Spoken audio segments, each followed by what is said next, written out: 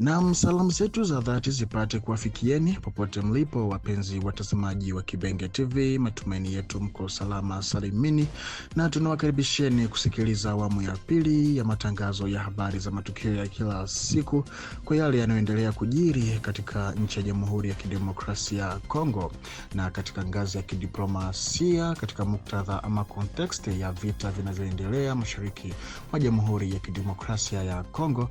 Kama ilivyokuwa ikiahidi tangu hapo awali, serikali ya Marekani imetangaza vikwazo dhidi ya Force de Defense Rwandaise RDF pamoja na maafisa wakuu wanne wa taasisi hiyo, wakidahiwa kuwa wakiunga mkono moja kwa moja waasi wa M23 na kuchangia kuendelea kwa mgogoro mashariki mwa Kongo kwa ukiukaji wa makubaliano ya Washington.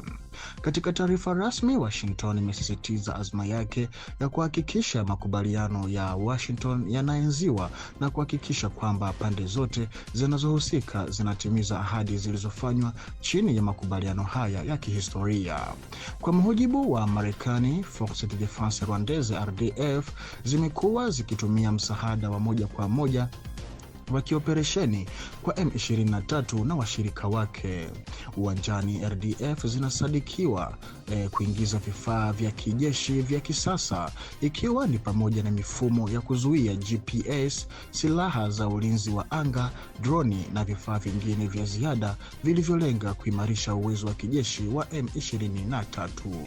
Taarifa hiyo pia inabainisha kuwa maelfu ya wanajeshi wa Rwanda wamesambazwa mashariki mwa Kongo, ambapo wanashiriki kikamilifu katika operesheni za mapigano na kusaidia M23 kudhibiti maeneo mbalimbali. Zaidi ya hayo, RDF zinadaiwa kutoa mafunzo kwa wapiganaji wa M23 katika vituo vya kijeshi vilivyo huko Rwanda.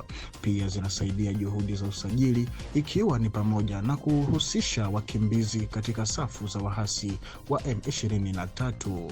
Taarifa hii ya Marekani inaashiria ushiriki wa moja kwa moja wa Rwanda katika mgogoro wa Kongo na inaonyesha kuongezeka kwa shinikizo la kimataifa ili kuhakikisha pande zote zinatimiza ahadi zao chini ya makubaliano ya Washington. Vikwazo hivyo vya Marekani vinalenga hasa jeshi nzima la RDF kama taasisi na maafisa wakuu wanne. Vikwazo hivyo vitasababisha kufungwa kwa mali za jeshi la RDF katika Marekani, marufuku ya kufanya miamala na taasisi za Marekani, shinikizo la kidiplomasia kuongezeka, ila kutakuwepo na athari ndogo kiuchumi kwa Rwanda kwa sababu vikwazo hivyo havilengi serikali au uchumi wa kiraia bali ni jeshi tu. Kwa hiyo Kigali inaweza kugeukia watoa huduma wengine kama China. Kwa mujibu wa Washington, lengo la hatua hizi ni kulazimisha Rwanda kuheshimu makubaliano ya Washington na kusaidia kurejesha amani mashariki mwa DRC. Huku tukikumbuka ya kwamba kwa upande wake Rais wa Rwanda Paul Kagame aliwahi kudai kuwa hasa kamwe na vikwazo hivyo, akibainisha changamoto ya mazingira ya kidiplomasia na kijeshi katika eneo hilo. Uamuzi huu wa Marekani unaashiria ongezeko la shinikizo la kimataifa dhidi ya Kigali na unaangazia kwa wazi nafasi muhimu ya RDF katika mgogoro wa Kongo na azma ya Marekani ya kuhakikisha utekelezaji wa makubaliano ya kihistoria ambayo bado hayana uthabiti kamili. Na cha ziada katika taarifa rasmi hiyo, katibu wa hazina wa Marekani Scott Bessent alisema kuwa Washington inatarajia kuondolewa mara moja kwa vikosi hivi vya Rwanda kwenye ardhi ya Kongo. Mahitaji haya yanatolewa huku hali ya mvutano ukiendelea mashariki mwa DRC, ambapo uwepo wa wanajeshi wa Rwanda unachukuliwa kama sababu inayozidisha migogoro na M23 na makundi mengine ya waasi. Kulingana na Wizara ya Mambo ya Nje ya Marekani, kuondolewa mara moja kwa vikosi vya Rwanda ni muhimu ili kuwezesha utekelezaji wa makubaliano ya Washington na kurahisisha kurejea kwa utulivu na amani katika mikoa iliyokumbwa na mzozo. Taarifa hiyo pia inasisitiza kuwa ukiukaji au kuchelewesha mchakato huu wa kuondolewa kunaweza kuongeza shinikizo la kidiplomasia na kiuchumi dhidi ya Kigali. Ombi la Washington linaashiria hatua mpya katika jitihada za kimataifa za kupunguza uingiliaji wa kigeni mashariki mwa DRC na kulinda uhuru wa DRC, huku pia likiweka bayana umuhimu maalum wa Marekani katika kuhakikisha heshima ya makubaliano ya amani ya kikanda. Ila kwa upande wa serikali ya Rwanda, imetoa hoja yake ya kutoridhishwa na vikwazo hivyo vilivyowekwa na Marekani, ikieleza kuwa hatua hizo ni zisizo za haki na zimelenga upande mmoja tu kwa sababu zinamkabili moja kwa moja Rwanda katika mchakato wa amani nchini Kongo. Kigali inasema kuwa mbinu hii inapotosha ukweli na haionyeshi kwa usahihi changamoto na ugumu wa mzozo mashariki mwa DRC. Katika taarifa yake rasmi, Rwanda inakosoa shambulio la mara kwa mara lisilo la masharti lililofanywa kwa kutumia droni pamoja na shambulio la ardhini la jeshi la Kongo ambalo linachukuliwa kama ukiukaji wa wazi wa makubaliano ya kusitisha mapigano. Kigali inasisitiza kuwa operesheni hizi zinaendelea kusababisha vifo vya raia wengi, huku zikibainisha kuwa kulinda mipaka ya Rwanda ni jukumu ambalo vikosi vya ulinzi wa Rwanda vinachukua kwa staha na fahari.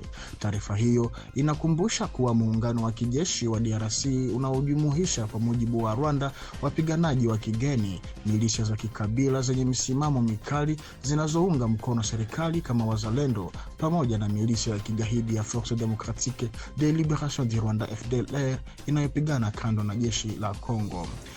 Rwanda inasisitiza kuwa DRC iliahidi katika makubaliano ya Washington kuondoa kwa njia thabiti na inayoonekana kwa pande zote usaidizi wa serikali kwa FDLR na milisia zinazohusiana, lakini hadi sasa Kinshasa haijachukua hatua zozote thabiti kutekeleza ahadi hiyo.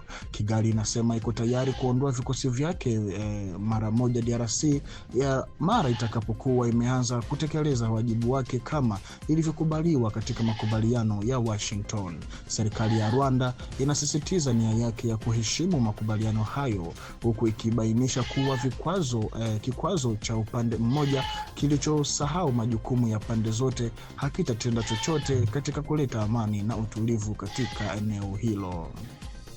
Ila pamoja na tamko hilo la Rwanda kudai kutokuridhishwa na vikwazo hivyo, seneta wa Marekani Jim Risch, rais wa kamati ya mahusiano ya kigeni ya Seneti na kiongozi wa Republican kutoka jimbo la Idaho, ametoa maoni kuhusu vikwazo hivyo. Kulingana na bwana Risch, hatua hizi zinatuma ujumbe wazi kwamba kila upande utakaokiuka ahadi zilizokubaliwa na Marekani utalipa gharama kubwa na inayoongezeka. Alisisitiza kuwa wakati wa kujionesha umekwisha na kwamba Rwanda na M23 lazima waache mara moja uvamizi wao mashariki mwa Kongo.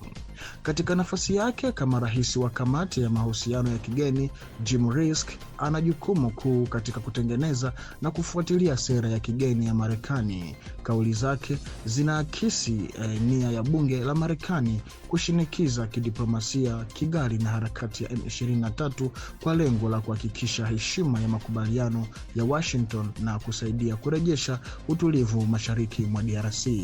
Kauli hizi zinaakisi pia hatua za Marekani za kuongeza shinikizo la kidiplomasia ili kupunguza uingiliaji wa kigeni na kulazimisha pande zote kuheshimu ahadi zao kwa ajili ya amani na usalama wa kikanda. Na kwa taarifa hii, mpenzi mtazamaji wa Kibenge TV, ndiko ambako tunakwenda kuweka nukta kwa awamu ya pili ya matangazo ya habari za kila siku kwa yale yanayotokea DRC katika ngazi zote, ziwe za kisiasa, za kiusalama na hata za kidiplomasia.